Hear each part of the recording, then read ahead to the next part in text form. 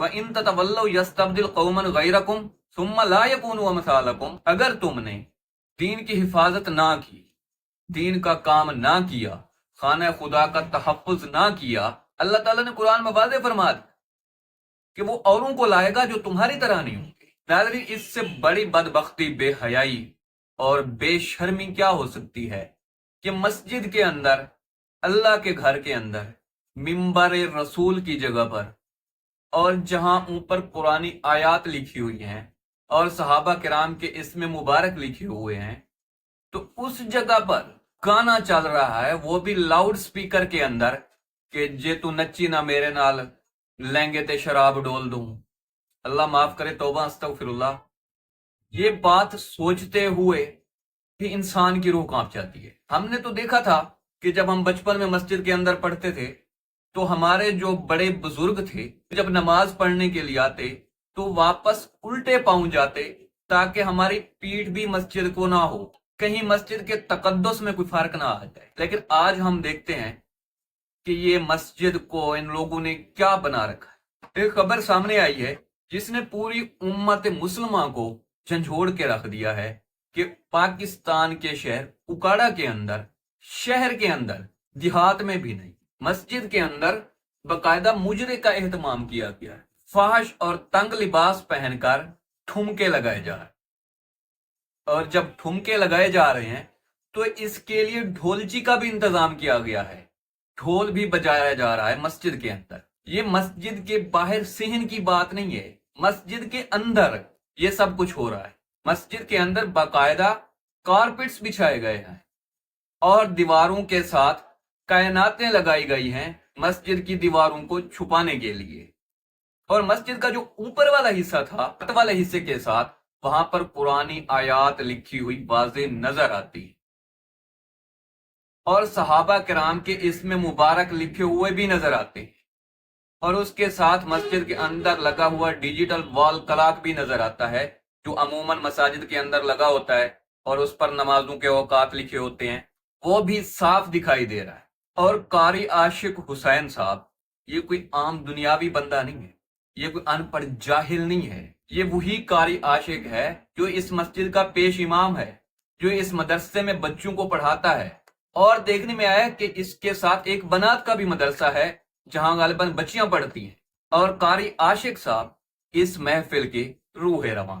بتایا یہ جا رہا ہے کہ ایک بچی جو ان کی عزیزہ بتائی جاتی ہے، اس کی مہندی کی تقاریب ہو رہی ہے۔ اس مسجد اور مدرسے کو پورے علاقے والے جانتے ہیں، ان کے بچے یہاں پڑھتے ہیں۔ یہ مسجد اور مدرسہ انہی لوگوں کے چندے سے چلتا ہے۔ مسجد کے بیسمنٹ کے اندر یہ بدبختی کی جا رہی ہے، اور باقاعدہ ایک مجرے کا سما۔ اس کی ویڈیو جب سوشل میڈیا پر وائرل ہوتی ہے تو ہمارے ادارے حرکت میں آتے ہیں، اور پنجاب پولیس نے جو اس کے اوپر ایف آئی آر کاٹی ہے، اللہ کی پناہ، وہ ایف آئی آر بھی میں آپ کو پڑھ کر سناتا ہوں۔ پولیس نے نہ جانے کس وجہ سے اس ایف آئی آر کے اندر جائے وقوع نہیں لکھی۔ کتنے شرم کی بات ہے کہ اگر کوئی کسی پولیس افسر یا کسی افسر کے گھر کے سامنے کوئی جا کر ڈھول کی پیٹنا شروع کر دے تو وہ باہر نکل کر کہے گا تیری ایسی کی تیسی، اور یہ تو اللہ کا گھر ہے اور منبر رسول کی جگہ ہے، اوپر قرآنی آیات لکھی ہیں، صحابہ کرام کے اسماء مبارک لکھے ہیں، کسی چیز کا تقدس نہیں۔ ایف آئی آر سنیے ذرا، میں آپ کے سامنے رکھنے جا رہا ہوں کہ پنجاب پولیس نے کیا ایف آئی آر کاٹی ہے۔ اچھا جی، وہ لکھتے ہیں بخدمت جناب ایس ایچ او صاحب، تھانہ اے ڈویژن اکاڑا، السلام علیکم۔